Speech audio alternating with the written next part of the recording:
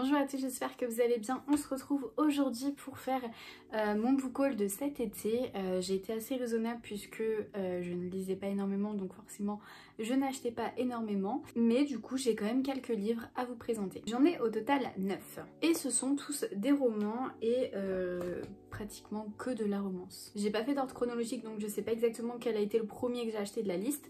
Mais en tout cas je me suis pris 49 jours. Je compterai pour toi de C.S. Quill dans les éditions Hugo Poche. Vous savez que tous mes Hugo je les ai en poche. Je l'avais commencé et en fait j'étais pas du tout dans le mood pour le lire et donc bah, je l'ai mis sur pause. En fait je l'ai surtout acheté parce que bah, c'est C.S. Quill et comme j'ai lu les Campus Driver et que je les ai adorés, bah, je me suis dit j'ai envie de lire d'autres de ses livres et donc j'avais vu celui-là, je me suis dit bon je le prends et bah, on n'est pas du tout dans le même mood que Campus Driver. Donc voilà, on part sur une fille donc, qui s'appelle Bryn, qui est un peu, pas dépressive, mais en fait on comprend pas trop ce qui se passe au début et comme bah, j'en suis au début, bah, je sais pas trop de quoi il en retourne. En plus derrière on nous dit pas énormément de choses, mais en tout cas elle a été brisée je crois par une ancienne relation, quelque chose comme ça, et en fait elle va rencontrer un garçon qui s'appelle Sawyer qui va un peu bouleverser tout son monde en fait, puisque bah elle s'attendait pas à rencontrer quelqu'un comme lui, quelqu'un d'attentionné, quelqu'un de très gentil, tout ça. Enfin c'est ce que racontent les 80 premières pages en tout cas de ce que j'ai pu en lire. C'est juste que bah comme il y avait cet aspect un peu dépression, tout ça, porté pas mal sur le mental, je me suis dit que j'étais pas trop prête à lire ce genre de livre, surtout que je venais de passer de je sais plus quel livre, c'était peut-être même d'ailleurs le Campus Driver, le 3e tome, le dernier du coup, pour passer à celui-là, donc on n'était pas du tout sur le même mood.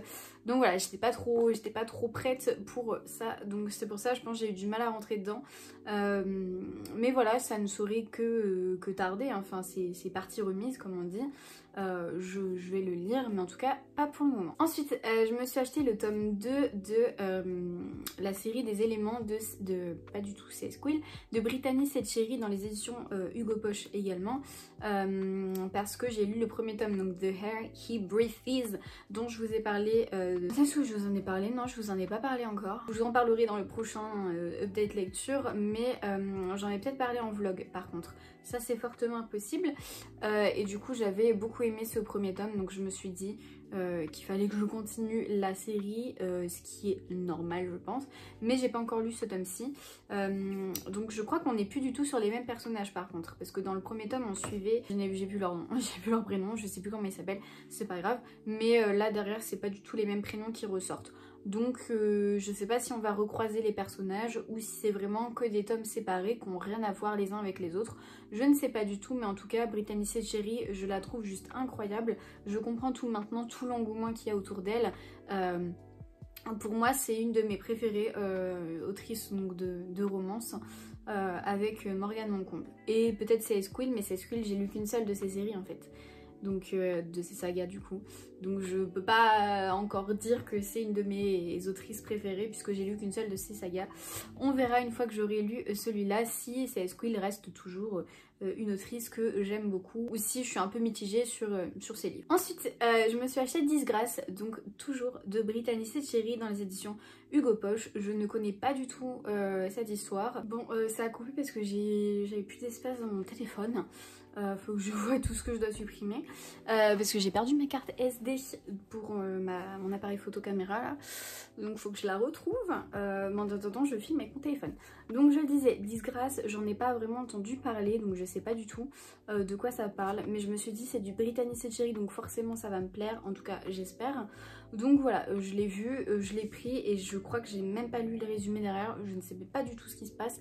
Il y a juste une petite phrase d'accroche qui est écrite sur la couverture où c'est écrit « Tout ce que je voulais c'était qu'il me revienne ». Le drame psychologique, on est sur une petite madame sur les trois, c'est le petit truc qu'on a juste là. Et j'ai pas du tout envie de lire le résumé, donc je suis désolée. Si vous voulez savoir de quoi il en retourne, va falloir que vous cherchiez par vous-même parce que j'ai pas envie de lire le résumé de cette histoire. Ensuite, toujours dans de la romance, je me suis acheté ce tome-ci, donc Emma Green, c'est le premier livre d'Emma Green que je me suis acheté, donc c'est L'un contre l'autre, Toi plus moi première partie dans les éditions Addictive Poche.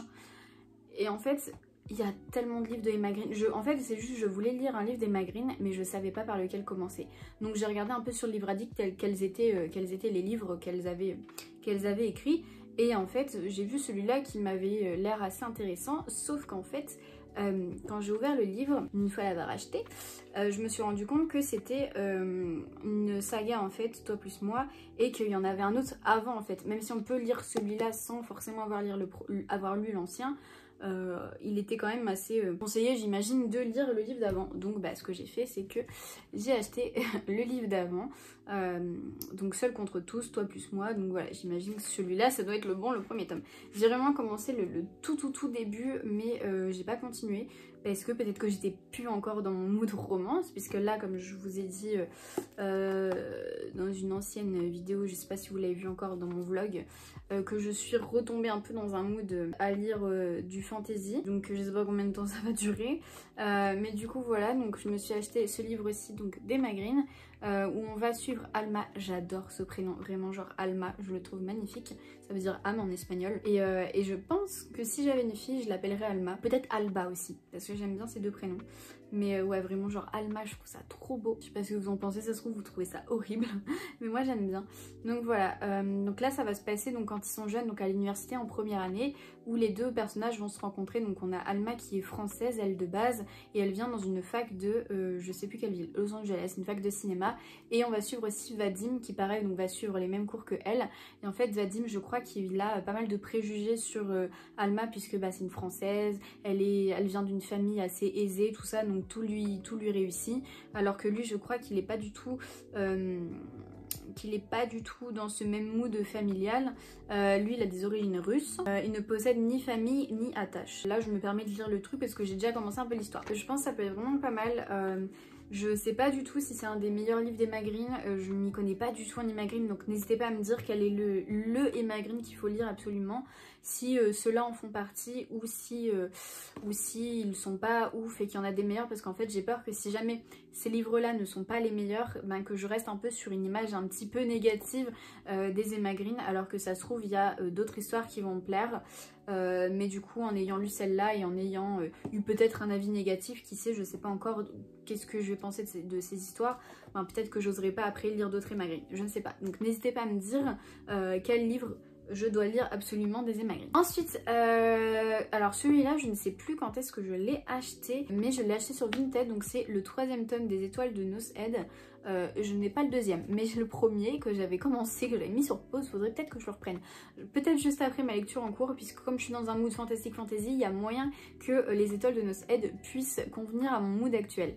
Donc voilà, je me suis pris le tome 3, je sais plus, j'avais commandé un truc sur Vinted et je crois que la fille vendait aussi ce livre-là. Et je me suis dit, hop, je le prends. Édition François Dire, donc c'est la même édition de mon premier tome. Donc parfait. Et les Étoiles de Nos Head, je pense que tout le monde connaît à peu près. Mais du coup, en fait, on va suivre une fille qui s'appelle Anna et qui part en vacances.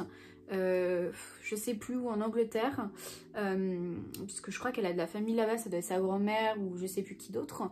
Elle est française, mais du coup elle part en Angleterre en vacances. Et en fait là-bas il se passe des choses, j'imagine qu'il va y avoir les loups-garous là-bas, mais je ne sais pas exactement si c'est des loups-garous méchants, si c'est des gentils, enfin j'imagine qu'il va y avoir un gentil c'est sûr, mais je sais pas dans quel contexte elle va les découvrir. Et le début avait l'air pas mal, mais juste bah j'étais pas du tout à fond dans le mood. Voilà, j'espère juste que je vais pas me dire que ça fait trop cliché, trop 2010 ou genre de choses, parce que je sais plus quand est-ce qu'il a été écrit, mais je crois qu'il date quand même pas mal. Ouais, 2012. C'est le tome 3 2012, donc j'imagine que le tome 1 il doit être sorti peut-être en 2010 ou quelque chose comme ça. Donc on verra bien, mais des fois les clichés c'est pas mal, ou des fois ça ne passe pas. Du genre un livre que beaucoup de personnes ont aimé et dont je n'achèterai pas la suite, c'est Assoiffé de Tracy Wolff.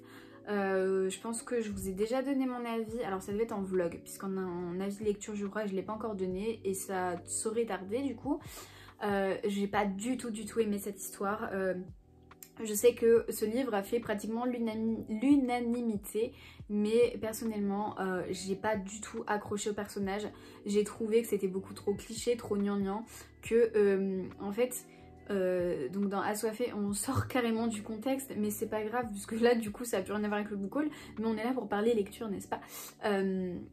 Donc en fait, dans cette histoire, on va suivre une héroïne qui s'appelle Grace, je crois, ou Grace, hein, si on prononce en anglaise, qui du coup en fait vient de perdre ses parents, donc elle arrive dans un nouvel établissement qui fait aussi internat, en Alaska il me semble, et en fait il se passe des trucs un peu bizarres. Donc comme tout le monde le sait, il y a des vampires dans cette histoire, mais pas que. Sauf qu'en fait, elle le découvre qu'à la moitié du livre, et pendant tout ce temps il se passe des trucs autour d'elle, mais elle est là en mode je comprends pas trop, c'est un peu bizarre si, c'est un peu bizarre ça, mais elle va pas creuser plus, et j'ai l'impression qu'elle est nunuche, et ça m'énerve les héroïnes nunuches, genre je peux pas. En fait je pense que j'avais un peu trop d'espérance en rentrant dans cette histoire, puisque j'en entendais beaucoup de bien autour de moi sur TikTok, sur Instagram, sur YouTube, et du coup bah j'attendais énormément de cette histoire, et quand j'ai découvert de quoi il en était, j'avais des attentes qui n'étaient pas du tout comblées, puisque j'attendais notamment pas mal d'humour dans cette histoire, puisque j'avais vu, c'était Victoire, je crois qu'elle s'appelle, je sais plus c'est quoi son nom, mais elle est très connue sur TikTok, une booktubeuse, enfin une booktokeuse française, qui en parlait, mais vraiment qui le mettait genre là quoi, donc je m'étais dit bah c'est bon, enfin il est trop bien, c'est pour moi, et pas du tout. Donc voilà, j'ai eu du mal à terminer cette histoire, j'en pouvais plus, c'était un supplice vraiment, et je l'ai quand même réussi à le terminer, mais je ne lirai pas la suite, ça c'est clair et net. C'est pas parce que ce livre a fait l'unanimité chez les uns que ça le fera, ça la fera sur moi, pas du tout. Ensuite, j'ai reçu des éditions Slalom, La prophétie des sœurs serpents de Isis Labo Caberia, qui est un livre magnifique, je le trouve trop beau. C'est un livre qui se passe en Guadeloupe, à la Réunion, je ne sais plus, en Martinique, pas du tout, en Martinique, où du coup on va avoir une espèce de histoire de sorcière. En fait on nous dit une très ancienne prophétie commande d'envoyer une enfant élue dans le passé afin de rencontrer une sorcière multimillénaire, gardienne de la Martinique. Seul ce voyage temporel sauvera son île de la malédiction. Donc voilà, et en fait quand on m'a proposé de le recevoir, j'ai dit bah oui bien sûr. Donc voilà, mais je pense que l'histoire peut être vraiment pas mal. Donc j'ai vraiment envie de découvrir pas mal de choses. Là en fait je suis dans un mood où j'ai envie de découvrir plein de, peut-être pas de nouveaux genres, mais d'aller plus vers des livres dont je n'allais pas forcément avant. Et je pense que ça peut être vraiment un très bon roman qui peut me correspondre. Et en tout cas je l'espère. Et toujours des éditions Slalom, j'ai reçu Même pas peur, même pas mal de Aurélie Massé, toujours, je viens de le dire du coup, dans les éditions Slalom. Pareil, je le trouve magnifique, ils font un travail de dingue sur leur couverture, c'est incroyable. Du coup dans ce livre je crois qu'on va suivre 3 personnages, c'est sa 3e écorchée, un road trip vers la liberté, ou des personnages qui sont assez enfermés dans une vie qui n'est pas très cool, du genre on a Charlotte qui fuit une mère toxique, Thomas qui s'échappe d'un deuil encore trop douloureux, et Mathieu qui rejette un foyer déchiré. Ils se connaissent pas mais ils se retrouvent à faire un bout de chemin ensemble pendant quelques jours, le temps de partager, s'engueuler, s'accepter, s'amuser, grandir et choisir. Voilà, donc il y a écrit en dessous de vivre, d'aimer, d'avancer. Ça peut être pas mal. En fait, ce livre, quand j'ai vu le résumé, ça m'a fait un peu penser à Carnet de route de Marie Lopez, où il y a plusieurs personnages qui se croisent, que j'avais lu il y a des années. Et ça m'a aussi fait penser à un livre de Jean-Paul Didier Laurent que j'avais lu, c'est La vie, je sais plus quoi, où pareil il y avait une histoire de road trip. Alors on n'était pas vraiment sur la même base, mais pour moi dans ma tête ça m'a fait penser à ça. Je ne sais pas du tout pourquoi, je verrai bien en lisant l'histoire. Mais du coup voilà pour les petits SP des éditions Slalom qui sont magnifique, genre trop beau. Bravo à vous pour le travail éditorial qui est incroyable, et j'espère les lire assez prochainement. Là je suis dans un mood où vraiment j'ai envie de découvrir pas mal de choses, et surtout que j'ai les vacances qui arrivent dans une semaine, donc je pense essayer, on croise les doigts, de lire un maximum. Même si j'ai quand même pas mal de choses de prévues pendant les vacances, je vais quand même réussir à caler des moments de lecture quand même. Et ben voilà, on en a terminé pour ce book haul, j'espère que ça vous a plu. Il n'y en a pas tellement comparé à avant, quand je faisais des book hauls tous les mois, je m'en rappelle, tous les mois. Et en fait on avait quand même cette pression de... Enfin je me la mettais toute seule j'imagine, parce que je suis pas non plus suivie par des milliers de personnes, mais cette pression de avoir quand même un contenu de book haul à fournir, et si on n'a que 4 livres à montrer, ça va pas plaire aux gens, et du coup c'est pas que je me forçais à acheter des livres, parce que ça me fait toujours plaisir d'acheter des livres. Maintenant en fait quand je vais voir un livre, je vais hésiter, et puis je vais me dire non je l'achèterai plus tard, enfin là j'ai déjà trop de livres et tout. Et par contre, avant, j'étais plus dans le mode « Ah oui, lui, il me donne envie, bon allez, je le prends ». Je le prends parce que oui, il me donne envie, mais même si j'en ai plein d'autres qui m'attendent dans ma palle, c'est pas grave. Comme ça, au moins, je pourrais le montrer en vidéo, tout ça. Donc, il y avait quand même, voilà, ce petit truc où j'avais la pression de me dire, ben merde, si j'ai pas une dizaine de livres à présenter, les gens vont s'ennuyer, ils vont pas se dire, ouais, bon, elle est intéressante. Sauf que pas du tout. Là, je vous fais un book haul de l'été avec 9 livres, ce qui est pas énorme. Et heureusement que je vous fais pas des book hauls tous les mois parce que sinon il y aurait des mois, il y en aurait que 1 ou 2 ou des fois 0. Donc voilà, mais ça me convient beaucoup plus, c'est largement mieux. Et puis même si j'avais que 4 livres à vous présenter, ou 5 dans un book haul, et ben tant pis, je vous les présenterai quand même, et puis je resterai peut-être plus longtemps sur les histoires, et encore, ou encore peut-être que j'en ferai pas, parce que je fais pas un book haul pour faire un book haul, mais je sais que moi ça m'aide, je les répertorie pas dans mon carnet, je répertorie dans mon carnet les livres que je lis, mais pas les livres que j'achète, et en fait, du coup, bah, juste avant cette vidéo là, j'ai été regarder mon ancienne vidéo, et en fait, dans la petite barre, vous verrez bien en bas, je note les livres que j'ai présentés, donc comme ça je sais en fait quels sont les livres que j'ai achetés, et comme ça j'ai pas besoin de les représenter dans cette vidéo là parce que comme je les note pas, je sais pas exactement à quel moment j'ai acheté tel livre. Voilà, ça me sert aussi à moi à suivre un petit peu mes achats, tout ça. N'hésitez pas à me dire quels ont été vos achats récemment. Est-ce que vous avez acheté beaucoup de livres ou est-ce que vous avez été raisonnable? J'ai l'impression qu'avec BookTok, de plus en plus de monde achète des livres et consomme du coup des livres, donc d'un côté c'est cool, et d'un autre côté j'ai peur que justement en fait on se redonne un peu cette pression d'avoir des choses à montrer sur TikTok, sur YouTube, sur Insta, mais plutôt là-bas du coup sur TikTok. Mais bon, la pression dans tous les cas elle vient que de nous. Elle vient que de nous. Donc du coup voilà, n'hésitez pas à me dire si ça vous a plu. Un petit like, ça fait toujours plaisir. Un abonnement si vous n'êtes toujours pas abonné. Et puis les petites notifications si vous voulez être notifié. Puisque je ne sais pas si je vais poster régulièrement tous les mercredis ou tous les je ne sais pas combien de jours.